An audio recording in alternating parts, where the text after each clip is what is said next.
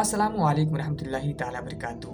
आज का वीडियो का जो टॉपिक है, जो उन्वान है, वो है चैट जीपीटी और इस्लाम। चैट जीपीटी पूरी दुनिया में तहलका मचा रखा है। वो आपके मोबाइल में है, लेकिन आपको शायद यूज़ करना ना आता हो। वो आपके हर सवालों का जवाब देगा, आपको मशवरे देगा। अगर आप अपनी परेशानी उसे बताएं तो आपको वो परेशानी का हल भी बताएगा।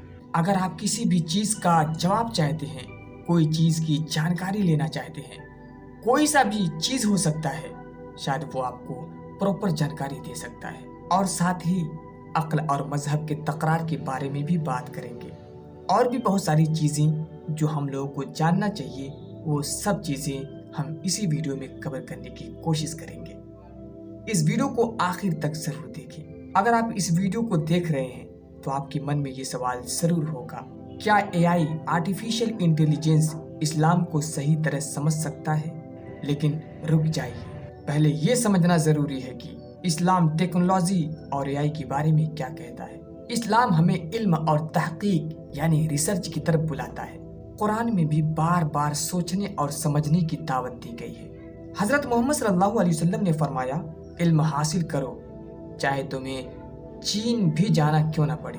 लेकिन एक सवाल उठता है, क्या चैट जीपीटी जैसे एआई टूल से इस्लाम सीख सकते हैं? क्या ये भरोसेमंद है? चैट जीपीटी एक बहुत ही तेजी से काम करने वाला एआई है, जो बहुत सी जानकारी एक सेकंड में दे सकता है।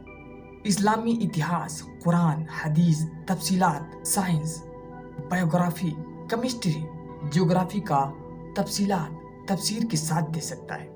चैट जीपीटी एक आर्टिफिशियल इंटेलिजेंस पर आधारित प्रोग्राम है जो इंसानों की तरह बातचीत कर सकता है, लेकिन ये सिर्फ डेटा पर काम करता है।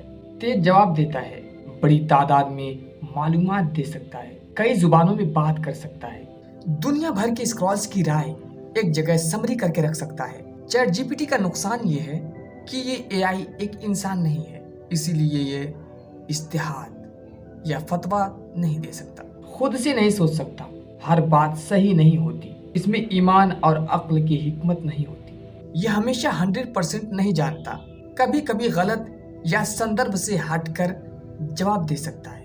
यह हर समय इस्लामी उलमा, मुफ्तियों की जगह नहीं ले सकता। यह सिर्फ डेटाबेस के आधार पर काम करता है। जितना डेटा इसे दिया गया है उसी के आधार पर ही ये जवाब दे सकता है, उससे आगे ये नहीं बढ़ सकता। ना ही अपने आप से ये जवाब दे सकता है और ना ही अपने हिसाब से सोच कर जवाब दे सकता है। ईमान, रूहानियत, तकवा सिर्फ इंसान महसूस कर सकता है। चैट जीपीटी एआई कुरान और हदीस तो बता सकता है, लेकिन दीन का जज्बा सिर्फ इंसान ही महसूस कर सकता है। ये दीन महसूस नहीं कर सकता, ईमान को महसूस नहीं कर सकता, तकवी को महसूस नहीं कर सकता। इसीलिए एआई पर भरोसा गलती हो सकती है। चैट जीपीटी इस्लाम सीखने की टूल समझे, मुफ्ती नहीं। अगर किसी मसले में शक हो, किसी काबिल मुफ्ती या स्क्रॉल्स की मशवरे लें। चैट जीपीटी का पूरा नाम है जेनरेटिव प्री ट्रेन ट्रांसफॉर्मर। इसका मतलब है कि चैट जीपीटी एक ऐसा एआई मॉडल है जो पहले से मौजूद डेटा पर ट्रेंड किया गया है। ये ओपन एआई रिसर्च द्वारा बनाया गया है। ओपन मतलब खुला हुआ। अगर सरल शब्दों में कहें तो चैट जीपीटी एक आर्टिफिशियल इंटेलिजेंस चैटबॉट है जो टेक्स्ट जनरेट करता है और इंसानों की तरह जवाब देने की कोशिश करता है। क्या अक्ल और मजहब एक दूसरे के खिलाफ है, या फिर इंसान को अक्ल से चलना चाहिए या मजहब से? कई लोग कहते हैं कि जो चीज़ें अक्ल में ना आए उसे नहीं मानना चाहिए। अक्ल यानी बुद्धि अल्लाह की दी हुई वो नेमत है, वरदान है, जिसे इंसान सही गलत का फैसला कर सकता है, तर्क कर सकता है, नई चीज़ों का आविष्कार कर सकता है। और वही मजहब, ये अल्लाह की तरफ से आई हुई वो हिदायत है जो इंसान की दुनिया और आखिरत संभालने के लिए है। अब सवाल ये उठता है कि क्या सिर्फ अक्ल ही इंसान को हिदायत दे सकती है? लेकिन कुरान में तो अल्लाह फरमाता है, क्या वो लोग गौर व फिक्र नहीं करते? यानी इस्लाम अक्ल के इस्तेमाल को बढ़ावा देता है, लेकिन ये भी बताता है कि अक्ल की एक हद, सीमा होती है। मिसाल के तौर पर समझें, अगर कोई डॉक्टर कहे कि दिन में 5 बार एक्सरसाइज करें, तो इंसान की अक्ल इसे मान लेता है, क्योंकि ये उसकी अक्ल में आता है। لیکن جب اللہ حکم دیتا ہے کہ روز 5 بار نماز ادا کرو تو کچھ لوگ سوال کرتے ہیں اس کا کیا فائدہ ہے؟ حالانکہ یہ سائنس نے بھی ثابت کیا ہے کہ نماز سے شریر کو ایک بہترین فزیکل ایکسرسائز ملتی ہے، تناؤ کم ہوتا ہے اور دماغ شانت رہتا ہے۔ یہاں ہم دیکھتے ہیں کہ مذہب پہلے ہدایت دیتا ہے، پھر سائنس اور عقل اسے بعد میں ثابت کرتی ہے۔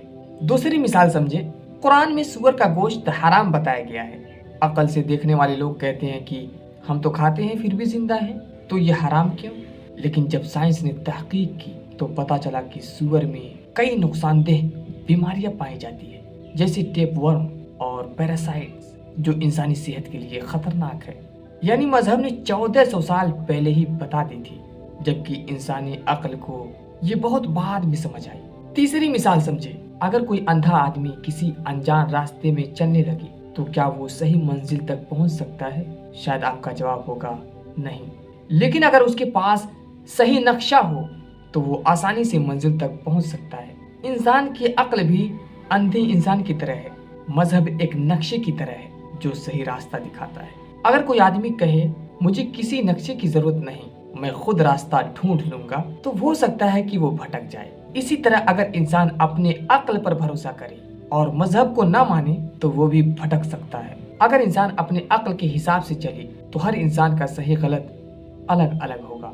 کوئی کہے گا جھوٹ بولنا صحیح ہے تو کوئی کہے گا غلط ہے، کوئی کہے گا زنا ابید سمبند ٹھیک ہے تو کوئی کہے گا نہیں۔ اسی لیے اگر صرف عقل پر بھروسہ کی جائے اور مذہب کو نہ مانا جائے تو سماج میں بے قابو حالات پیدا ہو سکتا ہے۔